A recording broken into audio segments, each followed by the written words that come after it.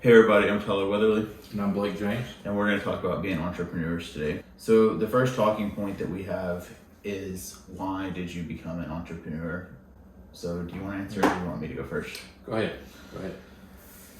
So pretty much every time I had a job, I didn't really like working for anybody. It just, even as a little kid, the whole system set up to work hard and advance in your company never made sense to me, because it's never going to be your company. You're never going to be able to work hard enough for someone else to where one day they're just like, you know what, Well, here's the keys to it. yeah, and I think part of that is you're working to make somebody else money. You work every day and you give 110% so that somebody else gets a paycheck off of what you're doing. Yeah.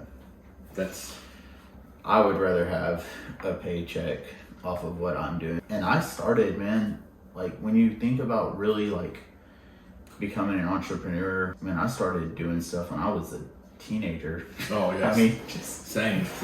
I mean, if you break down the terminology of entrepreneur, I would go out on the weekends and I would catch little mud puppies or newts out of the base pond when I was a teenager and take them to school the next day in glass jars and sell them to my classmates. That's your first business. Yeah, like when I saw something I wanted, I went after it. Yeah. And I think that's the reason that I went to answer my part of that question is that's the reason why I decided to become an entrepreneur, is because I've just always had this strive to do, to make my life better, to have the things that I want. I don't want to sit around and wait for somebody to give it to me.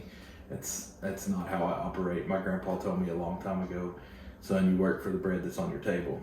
And if you're working, which, right now it's necessary for me that I have to work for a, corporation on top of being an entrepreneur, because I'm building my businesses. Just always been, let's make bread for myself, It's like that saying that went viral either in 2019 or maybe it might have been 2020, but it was like, let's get this bread. Yeah. People said that all the time, and that's literally what we're doing is we're out here getting this bread, and that's part of the reason we're doing this YouTube show. That's part of why I'm putting myself out there and I'm being awkward on camera and I'm doing weird things with my hands, is because I don't know where to look. I know. Like, I want to look at the camera, but I'm talking to you. Eventually I'll have two cameras and I'll have one on me and one on the other person, and that'll be easier. I'm putting myself out there and I'm doing this because I want to get this bread, and that's the best way to do it. What has the journey looked like going from when you were a little kid selling, we call them mud puppies? Mud puppies to kids at school. Little salamanders. To where you are now. What does that journey look like? Oof.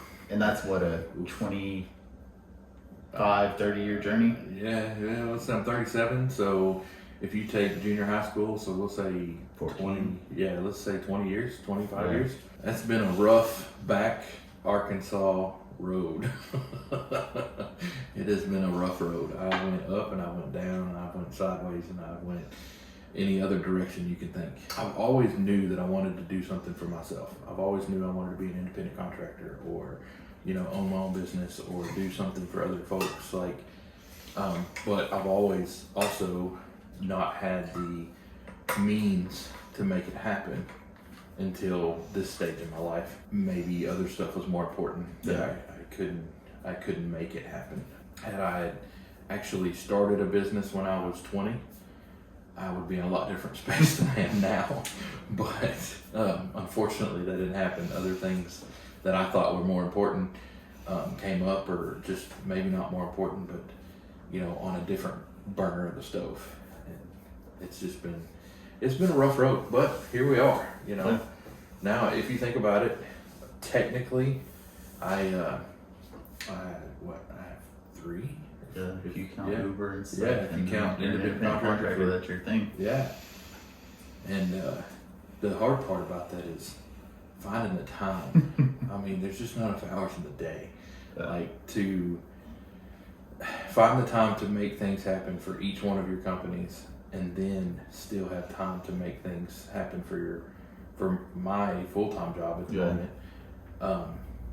it's just time. That's the biggest shift, is when you go from no longer owing anybody 40 hours a week. That's when it gets really scary, because then if you fail, you're screwed. That's a different point in everybody's life, you know, with different I don't know if I'd say responsibilities. And if you fail, you're screwed. Not necessarily, because I mean, if you fail, like you have that drive to still do something. So if you fail, you find something else. For me, the word failure means giving up. Yeah. For me, failure would be not one business ending. To me, failure would be like, you know what, I'm never doing this again. I'm gonna go use my degree and work at some shop somewhere, and I'm gonna make $40,000 a year, and I'm just, you know, that is failure, right? Yeah. So Yeah. that's why you have so many different businesses and stuff. That way If something doesn't work out, I mean, obviously, nobody ever has the golden plan right off the bat. Yeah. Nobody ever has that. It never, you know, everything you touch is not turn into gold. Some things you touch may turn into gold. Some things may turn into coal. I mean, so you're gonna have bad ideas, and you're gonna have setbacks, and you are gonna have failures. I mean, it is what it is. You know, it's not everybody succeeds to the fullest on the first try, or the second try, or the third try. I mean, sometimes it comes way further down the road, but it eventually comes if you keep coming. So my journey, as we're sitting here talking about journeys, I look back to when I was in high school, and all of my friends were like, you know, I'm going to go to this college, and I'm going to, you know, be an engineer. I'm going to be a teacher. I'm going to be whatever, you know, and like in high school, college looks so good. Yeah. And in my experience, it's not. Out of my close group of friends in high school, there were maybe 3 of them that actually got bachelor's degrees. Out of the 3 of them, 2 of them, maybe only 1 of them, are actually using said bachelor's degree. But I had like 15 or 20 friends that were going to college, and 17 of them just accumulated debt, and you know, most of them are successful now. And that's the world we live in. Is you go to school and create this debt so the school can survive, so the school can thrive. I don't believe that. I mean, for most of my life, I've been in a trade industry, learning trades, learning how to be independently wealthy, like learning how to depend on yourself and not depend on somebody else. Like if you go to a trade school and you know, you spend 2 years learning a trade, and then you get on as a, you know, as a beginner, pretty much a helper, and then work your way up to journeyman, and then a master. Like you can do that within 4 to 6 years, which is the time you're going to spend in school, and then you're going to make $100,000 a year being a plumber or electrician or a welder or, you know. Well, you're gonna make $100,000 a year if you go into your own business. If you're working for if you're working for somebody else, you're gonna never exactly. If you start your own thing, and you know, college can be a good thing. Like if I go to the doctor, I want that doctor to be gone through college. Like you know, it can have its good things, but it also has big drawback. I'm the only person in my family who doesn't have a bachelor's degree. Well, Dylan hasn't graduated yet, but he will soon, and he'll have a bachelor's degree. I did the technical school route, and I'm happy. You know, I'm happy with what I did. I even think that my technical school was kind of a waste. I made good friends, still have a great relationship with my teacher, but I don't use it. You know, well, I mean, you use it on the side. With that right there, my thought process is like, yeah, I can do my own stuff, and I'm gonna change my own oil. But like, I'm looking at it as if something breaks on my vehicle, and I need to do it myself, I'm not working hard enough. Because if I was working hard enough, I wouldn't flinch at the repair bill. Yeah. To have somebody else do it. Yeah. That's true. But back to my point of when I was in high school, and all my friends were like going to college, I was like, I don't know what I'm gonna do. Like, and then my dad, who is one of the smartest men I know, was like, you should look into welding, or you should look into being a mechanic. And he was saying exactly what you said. You know, you go to trade school, you learn a skill, and you get out, and your potential is unlimited. So I was like, all right, cool. My grandma got in my head about welding, all the gases and stuff, and it freaked me out. So I was like, I don't want to die when I'm 60. So I decided to go to school. Unfortunately, that's the old school. Yeah, it is. But it got in my head, and my 17-year-old head when I had to make this choice. And I was like, all right, well, we're going to mechanic school. And I went, and I actually really enjoyed the school process because I enjoyed my teachers, I enjoyed my classmates, my friends, and I learned a lot. The 2 years comes to an end, and I'm like, all right, it's time to get out and get a job. And I took a job with the city of Little Rock, and everybody's just, patting me on the back, you're working for the city. Congratulations, man. I guess I was 20 years old. You're 20 years old. You're working for the city. You're going to be able to retire when you're 40, and you're going to draw a pension for the rest of your life. I don't know who actually wants that, right? But my maximum at that job, without a bachelor's degree, would have been the service coordinator. And the service coordinator, he's a great guy, and he's phenomenal, and he takes such good care of those guys. He's amazing. But that's not what I wanted for myself. I didn't want to work there for 20 years, finally make my way up to making $58,000 a year, and then be able to retire at age, 45 or whatever, with maybe 20 grand as a pension for the rest of my life. What are you going to do? What are you going to do with that? You're still going to have to go out and work. Let's say you still got to start your own business. So, for somebody else. I did the thing, being a mechanic for the city, and I was like, man, I made $13 an hour, and I was like, this is crap. And that's when I kind of got into driving Uber, and I was like, I'd work for the city, and then I'd go drive Uber on the weekend and make more driving Uber than I did working for the city. And I'm like, you know what? This is not the money dream that I thought of when I was going into school. I guess everything goes back to money, and that was my drive for even going to school, and it wasn't doing it.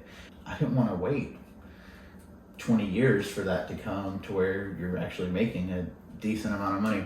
Yeah. So then, still within the city, the police department's hiring, and I'm like, well, I like guns, and they got cool uniforms. And what really got me about that job, and I don't know that I've ever actually truly said this to anyone, but what really got me about that job was it started out at $21 an hour, and it got a $3,000 raise every other year, and I would cap out as a patrol officer in 7 years at 70 grand. And then the off-duty work that's available in Little Rock for $45 an hour. Right, so the money was the whole driving force of me going to the police academy. And if that is your driving force, you're going to be miserable. I'm so thankful for our police officers, and I'm so thankful for the work they do. But that is terrible work. It is. So I left at the end of the police academy, was like, I'm not doing this. And I left with no, I actually remember a conversation we had the day we left, and you were like, so you just quit your job? And I was like, yeah. You're like, what are you gonna do for money? And I was like, well, we're gonna figure that out when we go. That's a fear. I don't want to say fear, but that's an issue of mine. Like, I don't leave something until I've got something. You know what I mean? And it's hard for me to do that. Like, it's hard for me. I don't know that I could do that. I would be miserable in that job and do it. And I start Ubering, and I buy a car, and that was probably a wise choice, but that got me in the mindset of like waking up and going out and earning everything for myself. I mean, even though Uber takes a ton of the money, I didn't even look at that. I just looked at what I earned off of a ride was what I was going to earn for that ride, and how many rides I had to do to make what I needed to make. Everything's going good, and then I get hit, and car's out for like 3 weeks, 4 weeks. Well, the bills keep coming. Then I racked up debt, and that's just kind of that was just part of my journey. Then the pandemic hits and everything shuts down, and that's when I got to like really started focusing. It was like I still at that point didn't have getting a normal job off the table. I was like, I got to find something out for me that's gonna work. And that's when I started getting into insurance, and This is a good idea. yeah, it was the best thing I've ever done so far. What is the hardest thing that you're currently dealing with related to your business, sis? You know, I've been thinking about this question since we talked about it. Man, the hardest thing is juggling. It's juggling responsibilities. And also, I guess, counterpoint to that, or not a counterpoint, but another point to that question is, what's the hardest thing in the stage that you're in your business? Mm-hmm. Like right now with Natural State Firearms, we, in that stage of our business, is the hardest thing that I'm dealing with on my part of it is getting set up as, you know, as suppliers or vendors for these companies, you know, with these wholesalers, and it's just having our paperwork in line and what they need, and they're working off of their timeline to get back with me. You know, that's a hard part. But if you look at the whole picture, the hardest thing is juggling. It's juggling time with family. It's juggling time with spending enough time on each company, and still, in my case, having to do a full-time job. Granted, in my full-time job, I do have some liberties that I can take to get things done. Yeah. You know, Hopefully your boss doesn't watch this. I mean, it's I give I give as much, I give a lot to my full-time job. I give a lot, and I mean, but you know, everybody's entitled to a break. You know what I mean? For sure. And how you spend your break is that, you know, that's on you. But I mean, it's just juggling time. It's figuring out what you need to tackle, when you need to tackle it, and how you need to tackle it, and still maintain a good family life. I mean, because obviously everybody likes their time off, and when you can just cut away and think about yourself and your family, you know, everybody loves that. And you can't go all the time, 100% all the time, because you will burn yourself out. Yeah. You will. And if you do too much, too fast, then you're gonna burn out and you're gonna just stop. And then at that point, you're gonna fail unless you still have the drive and the want to. You know, the minute the drive and the want to goes away, then you're gonna go back to, you know, in my case, a cashier at Walmart making, you know, at that time it's like $5.75 an hour. The hardest thing about my current situation is just being comfortable. There's a vulnerability that I have to, you know, to even put myself out there to even be talking about this thing, but it's all in my plan and it's all in my, you know, greater good. I gotten comfortable to where, you know, having clients come to me and, you know, making some money here, making some money there, but never really completely growing. And that's why, you know, now I have a list, and like I make myself uncomfortable 3 times a day related to something with business, and like just doing this is uncomfortable. There's a self-doubt, you know, that sets in, and it's like, you know, maybe 10 people will watch this video all the way to the end, maybe, and including counting my mom. You know, I mean, exactly. like the thing with that though is that's 10 more people than you saw yesterday. Exactly. You know, that's the same thing when we were doing Uber together at the same times. You know, we would call each other and say, "Hey, I just made a $5 trip, or I made a $6 trip," and I would say, "That's $6 more than you had yesterday." So I mean, I'm being vulnerable. You know, I'm making YouTube, I'm making Facebook stuff, I'm making, you know, TikToks, which. That's uncomfortable to me. I don't know how to. I'm not dancing. Not yet, anyways. Hit that I don't know how to. You know, that's the hardest thing, is just putting myself out there. And my solution to that, right, is I'm realizing the power of thinking, because your mind is what stops you from doing everything, right? So I just look at literally everything as a victory and as a failure. Mhm. And like I said earlier, failures, they're okay, and failures are good. And in the true sense of a quote unquote, what most people think of as an actual failure, that's actually a victory because you learned something from it. So I wake up in the morning at 4 a.m. and getting out of bed is my first victory of the day. And then I wake You break it down. I wake up and I brush my teeth, and that's my second victory of the day. And then I take my supplements, and that's my third victory of the day. And then by 6 a.m., I've drank 40 ounces of water towards my goal of drinking half my body weight in water every day. So that's a victory. You think like that, you can do anything. I look back and I'm like, well, I've already won 4 times today. Yeah. And then you go try something. My new thing is going and talking to businesses and just being like, look, you need me, right? And they're like, no, I don't. Well, that's still a win. They're the ones that got a failure Yeah. by not utilizing me. And I mean, that's true. Not everybody needs me, but most people need me. Yeah. What I have. So it's that mindset, and it's being vulnerable, and it's talking about that mindset. Like a week ago, I wouldn't have talked like this and put this out there for everybody. Here at the end of this show, when the last question, we're talking about goals and what the future looks like. I'm gonna throw some crazy stuff out there, Yeah. and people are gonna laugh at me, and they're gonna be like, "That's crazy. There's no way he'll do that." Hide and watch. And I might not, but if I Hide and don't, watch me that just try. means that I didn't try hard enough. Yeah. Hide and watch me try.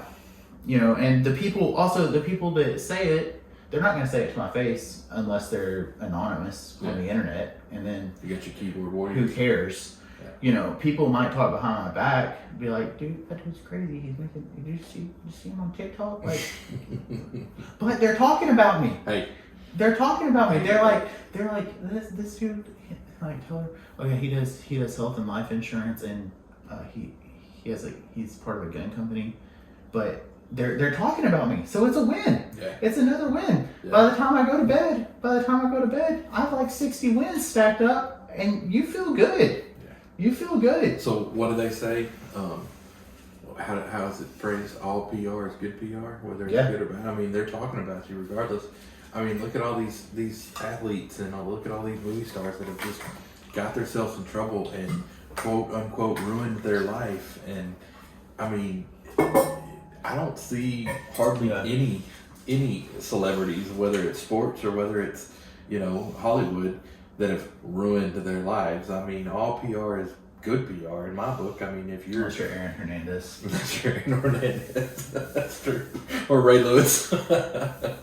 I don't know. He turned his situation around. He's still doing good though. I mean, He turned his situation around. I mean, you talk about that. Look, Tom Brady is the most, well, maybe LeBron James, but Tom Brady and LeBron are the most hated people in the sports world. that's true because they're so good. They're so good, right? They And are people good. talk about it. And LeBron has his. I don't follow basketball as close, I don't but either. LeBron has his brand, and then Tom Brady has the TB12 Well, brand. if you just look at their field, so if you're talking about people that are currently playing in their field, they are in the top echelon of their entire field. Yeah. Period. Whoever is up there with them, that's not for me to say, but they're in the top echelon of their field and they know what they're doing. It's just that thing to where like you put yourself out there and you keep working. The water thing is one thing that I got actually from Tom Brady, because I look at that dude and he's 43 and he's in better shape than I am. My goal is to be in his shape when I'm 43, and I'm not in his shape at 23 or 24. I'm 24 now. And he says his biggest thing he's done is drank half of his body weight in water all day. Well, that's hard to do. Yeah. And I Listen, pee I weigh a lot. lot. I drink half of my body weight in coffee every day. But it's a victory. Now I'm to the point to where we talk about what we do, because if somebody has made it this far into the video, one, the video is getting better and better and better as it goes on. So if you left it, 2 minutes, when we were still being awkward and figuring out where this thing was going, you really missed out. Yeah, you've missed out a lot. Basically, I, and everybody watching this is going to know it because they know me. I doubt random people watch this, but they could. So I have a health and life insurance business. It's not exciting. It's not sexy, but I have the best products on the market and everybody needs me, and I'm confident in saying that. And then me and him together own, well, and two other people own a firearms business. Absolutely. And that is what's fun and like appealing and stuff. That's like, sexy. you know, it's better to talk about guns and go shoot guns and talk about insurance. But Hey, I mean, everybody needs insurance. everybody needs insurance. You gotta have insurance. I mean, I called. Especially with guns out there. I talked to 5 insurance agents this week. You Yeah. know, not for anything you do, but I talked to 5 insurance agents this week on other stuff. And I mean, everybody has to have insurance. It may not be glamorous as they say, but I love it though. yeah, So. I mean, it's good. It's good work. It's good work. I part owner in Natural State Firearms, a gun company, and also I own a beard oil and balm company. And look at that beard. You got a sexy beard. He always gets mad when I shave because he loses his. I lose a customer every time they shave. Man, I hate it. I hate it. But I make working man beard oil and balm. Like, I make it for the working man. It's made by a working man. Like, I'm not going to price gouge you. I'm going to charge a reasonable amount of price, and I'm going to have a product that you can use every day and not feel like, oh, I just put $10, $15 on my beard in one application. No, I'm going to make good product for the working man. And well, I guess women don't have beard. But I mean, you can expand. You can start making shampoo. And that's part of the goal. You know, we were talking about goals earlier. So yeah, that's kind of what we do. Natural State Firearms is so new, and like our license, our federal firearms license, came in like 2 weeks ago, and we're still waiting on some other licenses. And I'll tell you, that's also something else that's hard. Nobody shows you how to start a business. Exactly. You right. just got to go on a bunch You of are websites exactly and call right. a bunch of people, and they're like, you don't need this form. And I'm like, oh, well. Or then they call you and they're like, do you have this form? And you're like, I've never even heard of that form. Like the one the other day, they were like, y'all need an SOS form. And I was like, a what? What? It's so hard. It's so hard when you're starting out. When you're, it's hard because of that. Like, you can watch all the YouTube channels in the world and still make mistakes because, everything you watch are not going to be your state specific. Like, opening up a business is pretty hard. I mean, you got to think about insurance. You got to think about licensing. You got and to do the things that we plan on doing, that our goals are, we need a lot of licenses. Being an insurance agent, I took 2 tests. One for health, one for life. I'm licensed, right? Then that's all it takes. I mean, I have my company and the documents for that, but that was so easy compared to what we had to go through. But What we're also, currently going through. like, there's a lot more, I mean, nobody can buy insurance and do damage to someone else unless you have some crazy thing where, somebody like a family member takes out a life insurance policy on someone and then they kill them to get the payout. Like, that's insurance fraud. That's a whole another rabbit hole that we're not going down. But insurance isn't dangerous. No. Doesn't have guns aren't dangerous. They have the potential to be dangerous in the wrong hands. No. Insurance. The people. Oh, I guess you said it in the wrong hands. Yeah. Insurance can't be dangerous in anybody's hands. That's true. Guns can be dangerous in the wrong people's hands. So what we'll close with is goals. So where will you be 1 month from now, and where will you be 1 year from now? Mm-hmm. And we haven't really fully addressed Natural State Firearms goals, so I feel like we can't really talk about that as much because I don't know what they're gonna be. But as far as just like you and yourself in your entrepreneurship, I butcher that word, but in your entrepreneurship, where will you be come April, and where will you be come March of 2022? I mean, And you put it out here and people watch. Yeah. And they're gonna in April they're gonna be like, did you do that? Where are you? But Yeah, guess what? where are They you? talked about it. My goal within the next month is to better my marketing skills. I want to reach more people. I want to market both companies better. Side note, go on Facebook, like Natural State Firearms, like Tyler Weatherly Health and Life Insurance Agent, and like Red Oak Beer Company. Yeah. And a hard thing that I deal with on a normal basis is the things that I can't do, finding somebody to help me. And I don't like not being able to do things. I just had a conversation with my supervisor at my full-time job yesterday. A hard thing for me is trying to do everything perfect all the time without help. And that is hard. Like, you have to realize when you need help.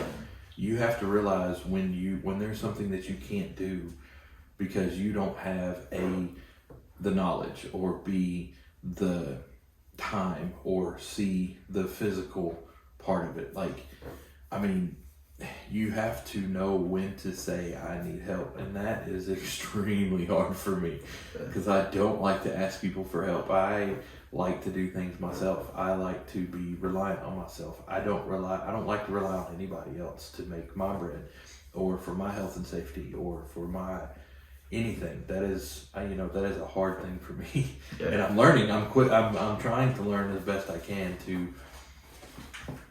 to know when to ask for help. And so I guess that's another goal for me within the next year, to know when, hey, you need some help with this. My goals for the next 30 days, I'm currently spending $350 a week on marketing for Weatherly Health and Life. Within the next 30 days, I would like to be at $500 a week marketing. Grant Cardone said this thing and it blew my mind. He said, you market to get sales, and then you make sales to get more marketing. If you think about that, that is the perfect cycle for any business's success. So I would like to be at $500 by April. I think it'll happen. If it happens, it'll happen. If it doesn't, it doesn't. By the end of 2021, my big goal is to be able to have my business in a place that I can buy a truck and write the whole thing off on taxes. So like I said, Natural State Firearms, I'm not exactly sure what it is going to look like. And my everyday goal is to just learn something new every day and make myself uncomfortable related to business every day.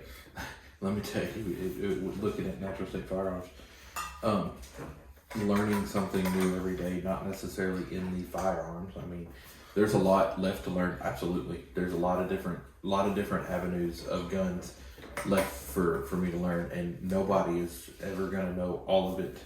There's a lot of people out there that's had businesses for years that have forgot more than I'll ever know. And that's the same thing with all four of us. But learning the avenue of getting that business set up I'm learning something new every day when somebody tells me, hey, you didn't do this right. So,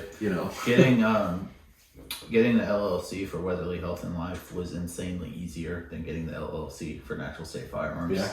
Because it was the first time I had ever done it when we made it for Natural State Firearms, and it's a lot easier. Well, I mean, that just goes to show you anytime you do anything. And then the third one, as far as like a longer term, like 5-year goal, for the next 5 years, I would like to pick up one new LLC every single year.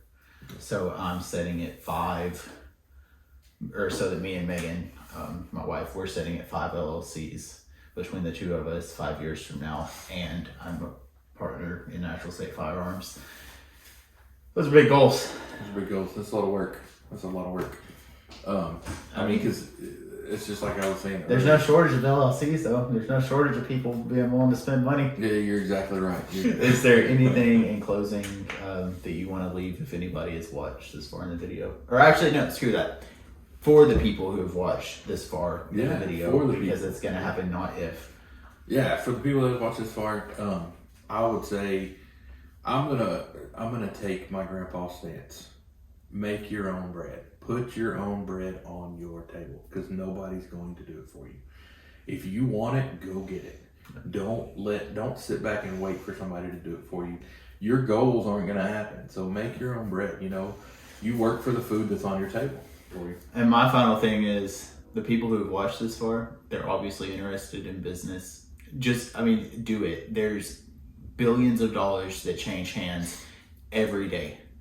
Somebody's got money for you. If you want a bigger house, somebody's got money for your bigger house. You just got to figure out how to get enough attention to yourself to where they give you the money, and you got to figure out what you have to do to make them want to give you their money.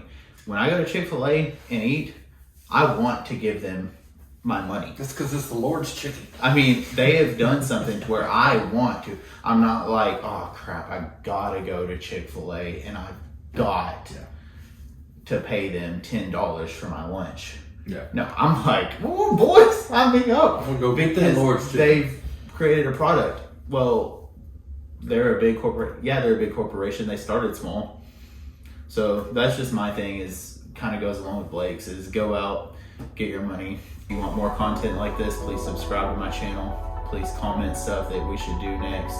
And like this video, and be on the lookout for a Natural State Firearms channel, because we're going to do some really cool gun content coming up soon.